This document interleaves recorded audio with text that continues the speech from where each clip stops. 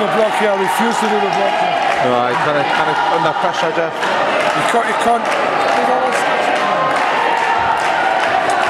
I'm not sure which game we're watching. I presume it's a final of some description. It looked like I'm under 15s to me. The final score was 66-45 to Barcelona over Juventus. Obviously very important, as you can see from down there.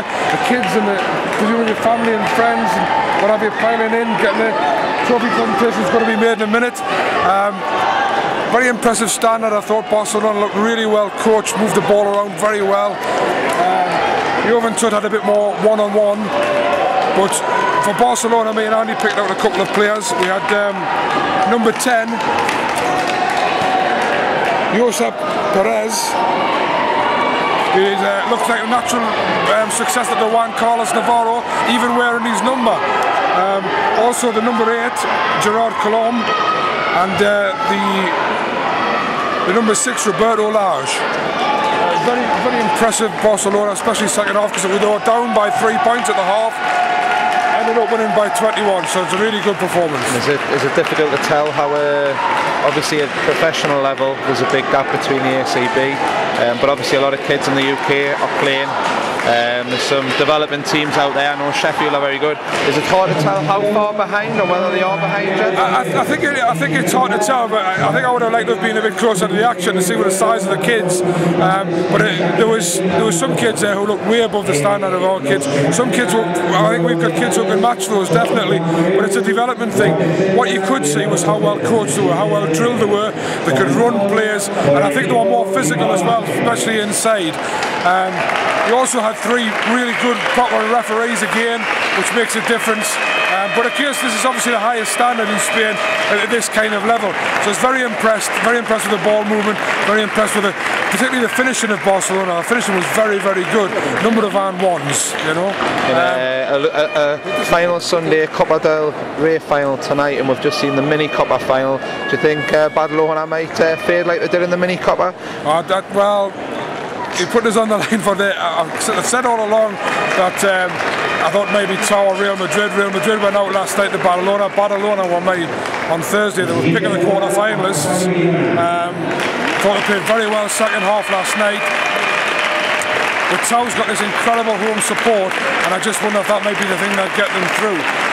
Also, Barcelona's played 3 games in 3 days, where Tau's had 1 rest, and they played the first game yesterday. I don't know if at this level that makes much difference, because all 12 played with the rotations. But I think it's difficult to bet against the home team tonight.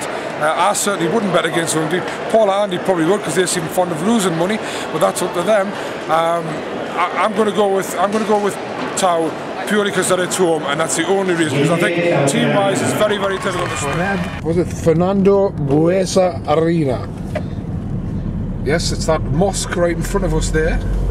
Place of worship, obviously mosques, and this is a place of worship for all people who love Baskonia basketball. I hope there's no speed indicator on this camera. There we go, as we're getting closer. Come across to this window so we can see a bit better. Car park's already full. Free car parks, by the way. Can you imagine that in England? Queue for tickets. Every day you come, this is the queue for the tickets here as we come past this bus. People there waiting for tickets. Policeman in the corner. And they're now coming round to turn right into the car park. As I said, this car park is absolutely free. And it holds about 17,000 cars. It almost holds more cars than people in the ground. I just wonder how the arena would cope with that, the Metro Radio Arena. Yes, there's a game on, and yes, it may only be £3 on a voucher, but it's £6 to park. Paul's now deciding where we're going to go for the car parking. We're here about an hour and 15 minutes before to try and sample a bit of the atmosphere. You've got to turn in so you can see even more of this beautiful building in front, where the Copa del Rey final will be decided later tonight, and that will be more from the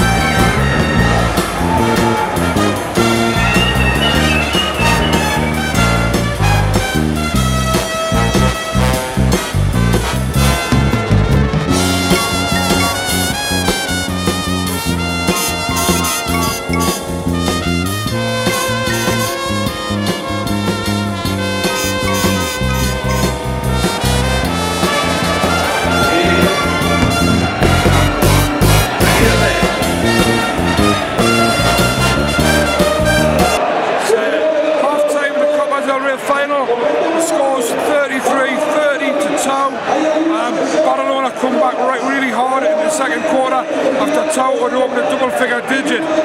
Tau fans not happy with the refereeing. Seem to have had a lot of calls in the last couple of minutes against them, but on balance, you look at the score. Well, I'm just going to check. Andy, if you can count them fouls for me while I keep talking. But it's been a lot of fouls against Tau and not too many against Barcelona, so perhaps the crowd have got a point. But in the last one, the last call there, was Rakasevic stole the ball and he had somebody in front of him, and he actually, really for me, he just shaked and bait right in front of him and banked it, and that was a good call, which allowed Malin to lay up on the buzzer to cut the gap to 3. I think Tau started well, Barcelona then came back into it, and it was very close, and then Tau had a really good strong start to the second quarter, but Barcelona again have cut the gap. Anybody's game, 20 minutes to go. I think the old expression is saved the best to last certainly turned out today. Absolutely magnificent final.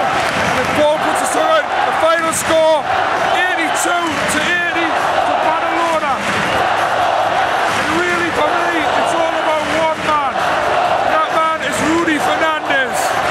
Somebody said this morning, I can't remember who it was, Rudy Fernandez, man of destiny. I don't know what his final tally is, he must have about 30, 31 points. But he has led his side to victory. Desmond Mallet came up big with some big three-pointers as well. Even Popovic came off the bench, who hadn't done much in the first 2 games, picked up 6 points. Fonseca probably the centre of the tournament, but for me, it's all about one man, and that man is Rudy Fernandez. Ricky Rubio, we can talk about, he had another solid game, and with 8 seconds to go on the 27 seconds to go on the clock, he had to make 2 free throws, which he made, which put him in front. But Rudy Fernandez, like I keep saying it, MVP. Barcelona for me over the 3 days were the best team in the competition. Tau have sort of hung on in the other 2 games. Today they just came up short. The home fans can be really proud of that team.